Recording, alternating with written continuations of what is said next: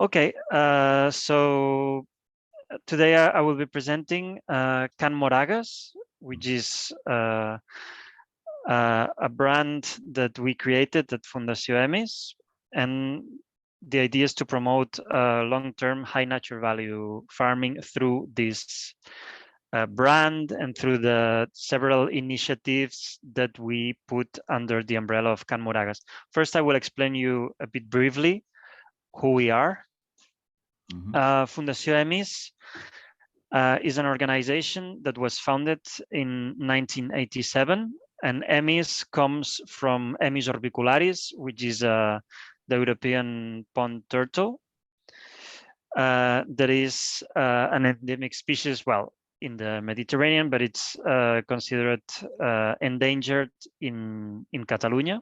Okay, and so it all started with a group of youngsters that they started volunteering, and without knowing it, they created the first land stewardship contract of Catalonia, and which was second land stewardship contract of Spain. And so we started by monitoring this Emis turtle and also all the wetlands related to the turtle. But later, we started dealing with more topics. Okay, we do a lot of education for kids from 2 to 6 years old in what we call the forest school, to adults in the agriculture course, or many different things. We also have a part of sustainable management, which I take care of, which is mostly related to how to make high nature value farming, but also how to make to find synergies between conservation of nature in the agricultural estates in a way that is helpful for farming, trying to look for synergies in that sense. And related to agriculture, we also have developed 3 green economy projects that this is what we will talk about mostly during this presentation, which is a brand of jams and sauces, and also a shop restaurant. And now we are starting to prepare a shared I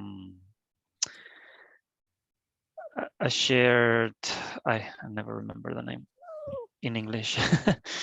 A kind of a workshop for farmers, so they can share infrastructure. Okay. And finally, we also deal lately with stuff related to regulation of high frequentation of spaces that are protected. We try to make calculations regarding the capacity of these spaces, and we try to regulate some public access things and stuff. So if you look at the map, you can see Catalonia in black. This is where we do most of our actions. In gray is kind of our influence area. It's a bit larger now than this map, but summarizing, we're a non-profit organization that does many different things in a relatively small territory. Okay, it's not that we take care of I don't know, of an amphibia, that a specific amphibia all over Spain, but we do many different things in a small space. Then as we were saying, we have quite a strong program in agricultural land stewardship. We have 10 farmers that we assess regularly, trying to find these synergies between agricultural production and land conservation at all levels. Most of them are horticulture, but we also have beer producers. We have pork producers, we have chickens, eggs. We have several producers that are in land stewardship with us and that we assess right now about 4 times a year. And we try to help them in restoring their soil, especially, but also trying to take care of their semi-natural habitats in a way that help pollination, pest control, protection against erosion, against extreme events, etc. So we try to make a full circle, okay? In fact, I will explain you now, because these land stewardship farmers, we assess them, okay? We try to show them new ideas, new proposals, and then when we see their interest, we try to learn together how to take care of that. And then we try to assess them in implementing those changes, but also we buy some of their products. For example, Maria Riera, which might be the oldest land stewardship contract we have in agriculture. We've done a lot of actions with her in her agricultural land, but we also buy about, not that much, but between 5,000 and 10,000 euro worth of product every year, which is horticultural product like lettuces, tomatoes, beans, etc. We sell that mostly in our shop. And then we also help them, these farmers, in terms of marketing. For example, we help them in developing their new logo, because usually they are quite terrible, okay? We help them in, for example, finding new ways of commercializing the product. We also help them in finding new places to buy to sell their products. And in this way, we take care of the whole circle. Okay, this would be one example. So now we have these projects that I was telling you about, but there was another one, a previous one, that failed, okay, which was named Selvia, which the idea was to try to deliver these groceries to the customers, okay, but we happened to live in a not very populated area, okay, and the costs of distribution were too big, okay, to work that way. And well, we tried. It helped us. It was kind of a pre-project that helped us develop a net of farmers, develop a net of interested customers, etc. But after a few months, we decided that it was not possible to continue. Okay. So the context was very important, because of course we also have this problem. No, we always think, if we did this project in Barcelona, they would be so successful. Yes, but we would not be dynamizing territories that need dynamization. So of course, it's a given. If we want to help these unpopulated areas, we need to work in these unpopulated areas, and then we can face problems such as this one. Then we also collaborated, and we still collaborate with a social foundation that tries to give jobs to handicapped people. And this is very interesting and can be an interesting source of funding as well, but adds extra complexity. Okay, and basically, well, these were a bit the problems or the lessons that we learned from this project. Okay, so then the next idea was to create the jams and marmalades, jams and sauces brand.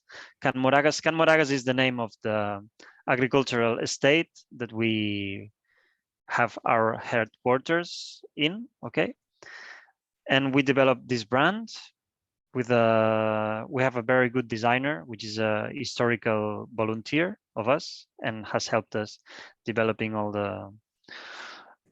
the marketing and all the designs. So in 2014 we started with these 5 references, which include apple with well, apple marmalade, fig marmalade, pear with mint marmalade, tomato marmalade, and strawberry marmalade. And as sauces, we have salsa brava, which is something pretty Spanish, alioli, which is something very Catalan, and then several kinds of tomato sauces, ketchup as well. Okay, so we started with these products. These products have one part that comes from our land stewardship farmers. It's not a very big part. It depends on the year as well, but we try to always include this part, okay, in as a mission, okay, of our project. And then also we take care of traditional varieties. Okay, for example, in case of the fig marmalade, there is a very good fig around named Col de Dama, and an important part of the fig marmalade is used with this traditional variety. So these are the goals that we push, that we look forward to, not to be able to buy a part of the production of our land stewardship farmers, or also other proximity farmers, and also try to promote traditional varieties for the customers. Okay, we sold about 75,000 cans in 2020. Of course, in 2040 we sold very few. It has kept increasing. Okay, we have 2,050 direct points of sale, but right now we could say that 2 main clients represent 50% of our of our sellings. Okay, which are 2 big corporations. One is named Corte Inglés, which is kind of a very important. It's much more than a supermarket. It's kind of like a mall, very big malls in Spain, that they have their gourmet section, and we sell 25% of our product is sold there. And then we have Bonpreu, which is a supermarket that takes care of proximity pretty well. So it's quite a good quite a good connection. And this also represents right now about the 25%. The rest is much smaller companies or much smaller retailers. Okay, but this adds up to 2,050 direct points of sale. 90% of our distribution is in Spain, but we also sell a few things in France, in the Netherlands, in Belgium, in Germany. We're trying to look for some, especially France is interesting because of the proximity, but also, we try to, with Germany, we're in talks also. But for example, this is interesting now because 1 year ago, 2 years ago, we had an offer from Korea, okay, to sell our products in Korea, but well, we were deciding what to do. In the end, it was a bit complicated, but one of the reasons of the decision of not continuing was that we cannot sell something that we say it's proximity to Korea. It makes no sense. Of course, you always have to find balances. No, we need to be sustainable at an environmental level, at the social level, and of course, an economical level. The economical level is difficult. We all know that. So this pushes you sometimes to find new things, but of course, well, this was a bit out of our scope. And then, yeah, here it says it reached the economic viability in 2020. That's correct. 2021 was a bit more complicated. 2022, we hope it will be fine. The thing is, these projects are very interesting at several levels, but are also very challenging and quite demanding. Of course, our initial goal was that these kind of projects would give extra support to Fundación EMIS, because we don't want to depend so much on public funding.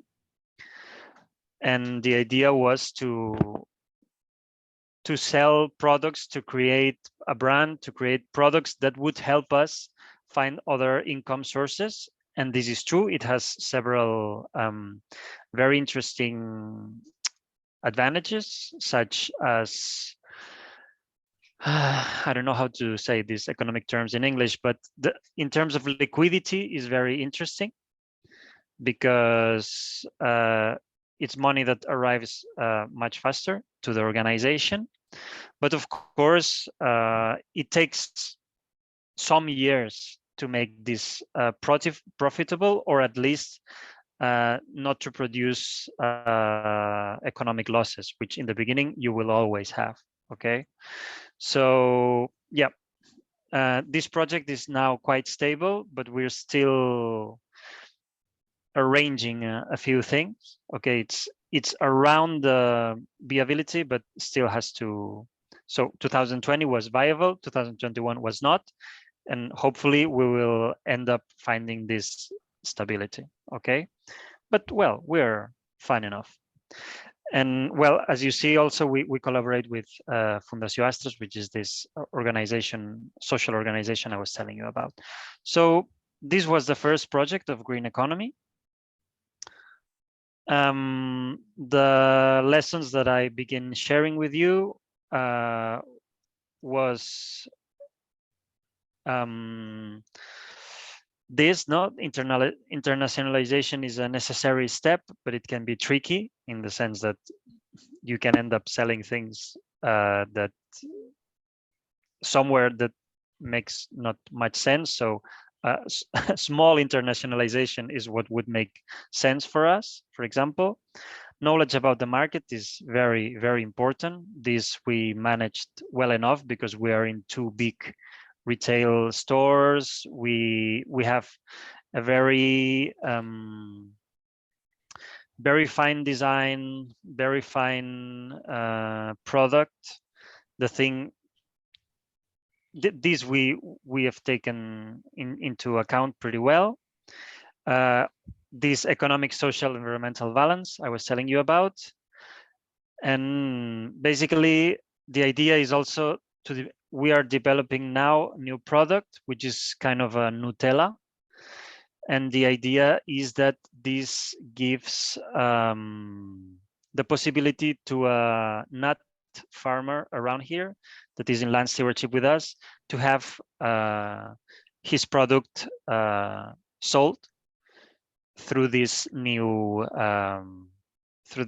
product, for example. Okay. So this was nice and is working fair enough, but this is not enough to promote nature conservation among our farmers. Okay, because despite we sell this product and we put some information in the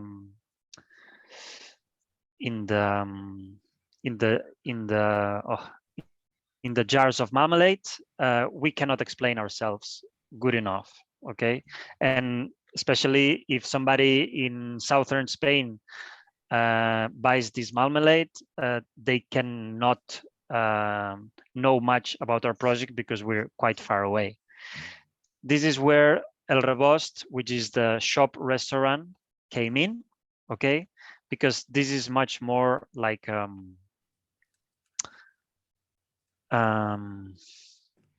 to say, kind of a showroom, okay? Because people come, people eat there, people walk around the agricultural estate. It's much easier to make dissemination if people physically comes to visit you, okay? And this, of course, was the hard lesson that we learned from the Selvia project, the one that failed. We cannot cover the costs of distribution, but if somebody comes to have lunch or somebody comes to buy the products, they take care of these distribution costs. They just pay their gas, and we don't have to take care of that, which was one of the main problems. So this started in 2016. We started rebuilding an old shelter, and so the upper picture is the construction and the lower picture is the final result.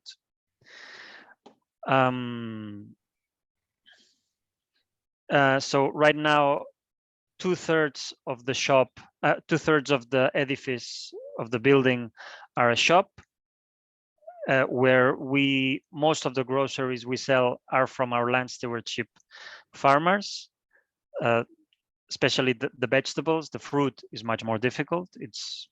We have to find it somewhere else. We always, our working logic would be that we start always asking first the land stewardship farmers. What cannot be found within the land stewardship farmers, we ask to other farmers that are around, and what we cannot find there, we look for bigger organizations that deliver groceries, for example. No, we always work in this way. The same with beer, the same with rice, the same with everything. We try to always start by the small producers, and what they don't have, then we end up asking to the bigger ones. This is a lot of work because usually many shops have a couple of, or well, no, couple no, but let's say 10 different providers. We may have 80. It's a lot. We have almost every product that we sell. We know where it comes from. We know who has produced it. Probably this person is bringing it to us at some point. Okay, so we have a lot of different farmers involved, producers of beer, producers of yogurt, producers of pasta, many different people that specifically bring their product to our shop. So we take into account also, we take into account 4 concepts, okay? One would be land stewardship, which we have about 10 producers.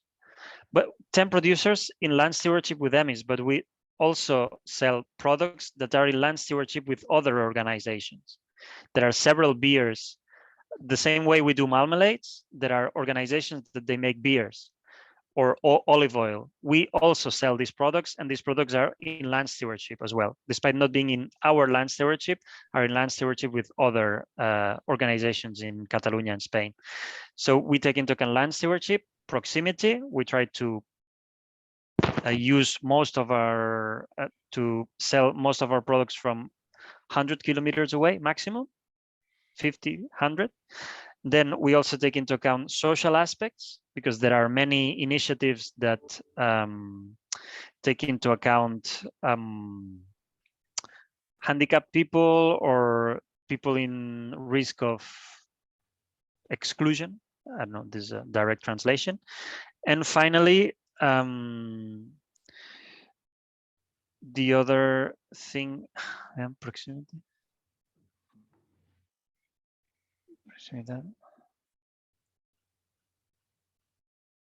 Yeah, social proximity, land stewardship. Yeah, I think I said 3.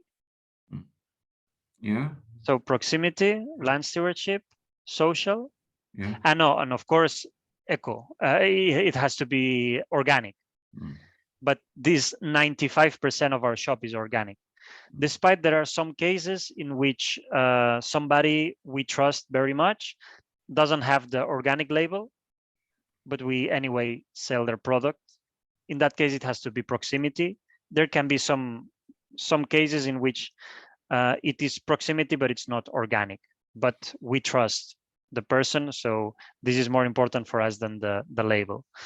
Then regarding the restaurant, it's 1/3 of the building, but also a very big terrace we have outside that it works from March to October quite easily. And lately, January, February, it was quite dry and quite warm here in Spain. So the terrace was also pretty used during these months. And we also are part of the slow food movement. And we also have 1 to 2 workers that are from disadvantaged collectives. One is handicapped person, and the other one is young people that came from Africa in very harsh conditions. Okay, so right now we have, working in this project, we have from 4 to 5 people. 3 would be full-time, and the other 2 would be part-time. Okay, right now, El Rebost, the budget is around 250,000 euros per year, more or less. We're still not in sustainability. We're pretty close, but close to sustainability, considering that we have some public funding helping us. It's still a bit, we need a bit more of time. We opened in 5 years ago, exactly. We started building it in 2016, but we opened in July 2017.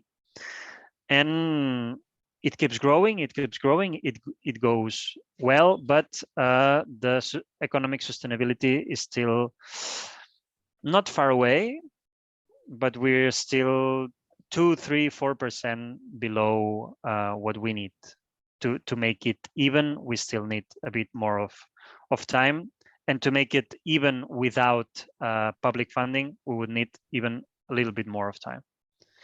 So yeah, here you have an example. For example, this is the terrace in an evening of summer. We're doing concerts and stuff to promote people coming.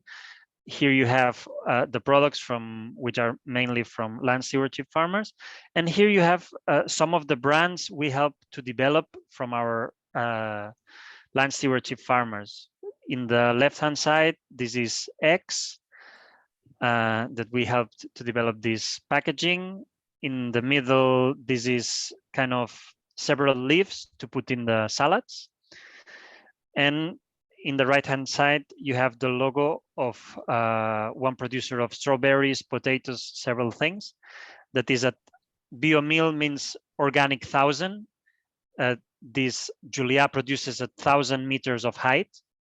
So since he works at very high altitude, the M in meal, it's kind of a mountain. We do this kind of things. We help them in developing logotypes, dissemination strategies that are really working. Okay, So and we kind of add this within the umbrella of Can Moragues brand as well. Okay. So yeah, with the shop and the restaurant, we have 3 times more income, 4 times more income than with the marmalades and jams, and we offer more jobs. Okay, it's interesting in that sense, and we make people know the project much better. We have a lot of visits from people since we started Rebost. They come from the food, but then they learn about the turtle, or they come for the turtle and then they go get a coffee in the Rebost. So it's fantastic in terms of making it dynamic. We have a lot of visits, people that would never come to visit us in terms of conservation. They get closer to conservation by eating here or by learning about the products or the land stewardship farmers. It's a great no sé cómo. Miquel Aparador. Miquel. Com es diu aparador? Un aparador? No ho sé ben bé, però val, It's kind of a I'm trying to find the... Exactament què vols dir? Quin és el sentit? Que el Rebost és un aparador perfecte per Fundació EMIS perquè ens ve molta gent. It's an excellent showcase. Oh, yeah. Yeah, exactly. Everybody can really see with their eyes what's going on. It makes it very visible. It makes it very easy to touch, to feel, to taste. No, it's really interesting in that sense. Mm-hmm. And as I was saying, these first years are tough, economically speaking, but also indirectly, this project has helped us in many ways, attracting many different other opportunities. So far, we still have to calibrate a few things, but it's helping indirectly in many ways as well. Okay. What I noticed about your presentation is that actually it's very interesting what you said initially about, and that's a basic problem, I think, is that if you have nature-friendly farming, it's often in isolated areas, far from population centers. So you have, as you said, this problem of distributing the product, getting it to where the consumers are, and usually concentrated in the cities and suburban areas. And in that sense, the Can Moragues ketchup and jam and marmalade is a good idea because it's processed food. You can store it, it can be transported. Exactly. The disadvantages, of course, is that it's not fresh, it's processed. But the advantage there is that you also have the added value because you're actually not selling the raw material, the food, the plants that come straight off the farm, but you're actually converting it into something that you can sell at a higher price. So you have a margin on there. Exactly. So for economic, that's really good. And yeah, it's a good combination in the sense that one part, the marmalades, we can distribute them around, and for the shop, people have to come. So we cover both aspects. No, we make people come, but we can also send products to people. So we kind of cover more or less everything. So our lessons learned in that sense is that this is very interesting and helps a lot in many ways to the territory, because it attracts a lot of people, because of course not only people from the area come. We are kind of unique, let's say, in Catalonia or even in Spain in that sense, and there's people from Barcelona coming, there is people from quite far away coming. So we are kind of attracting population, or we're dynamizing the territory. This is very interesting. We also can help our farmers by buying their products, and we also have this showcase, I think, that we were saying that is very good for the visualization, for the dissemination of our goals. The main thing to take into account is the first years of such projects that can be a bit stressful, economically speaking, until you manage to have certain sustainability economically. Because of course, and you have to find a balance between the ambition and the reality, because of course it's difficult to engage a population of such areas in a project that is quite ambitious. So one of the dangers is trying to be too ambitious. And for example, in the beginning, we were thinking of having more staff that was handicapped, but we had to end up reducing that because otherwise it was not possible. Or for example, we were thinking in the beginning, we were saying we're not going to sell bananas because they come from too far away. Well, that's impossible. People want bananas, okay, because this is one of the main fruits. So I think that we started with very ambitious ideas. This is just a couple of examples, and little by little, reality keeps rearranging what you can do, what you should do, what you cannot do, no, for example. And I believe that it's important not to be too ambitious, because there could be a high risk there. Trying to make something that is in terms of mission is fantastic, but it has to be really well adapted to your context, otherwise you're going to struggle. It's taking that into account and trying to make the preparation, the economical design, everything has to be as well planned as possible, to look for very professional support from experienced people. We had that, but now we think that it would have been better if we had even more, because there are several errors that we could have avoided, no? So in that sense, this would be a bit the lessons learned. But now, now these two projects are about 40% of the budget of Fundació EMIS, more or less. And well, it is helpful. I mean, it's been complicated economically in some aspects, but it has been very helpful economically in some aspects, because this is not public funding. This is money that arrives pretty fast, in the sense that you sell a lettuce and you immediately receive the money, but you pay the lettuce probably 1 month later. So this helps with the cash flow, which is one of the main struggles for organizations such as ours. So, well, it's very interesting projects to conduct, but you only have to take into account these several lessons. Okay.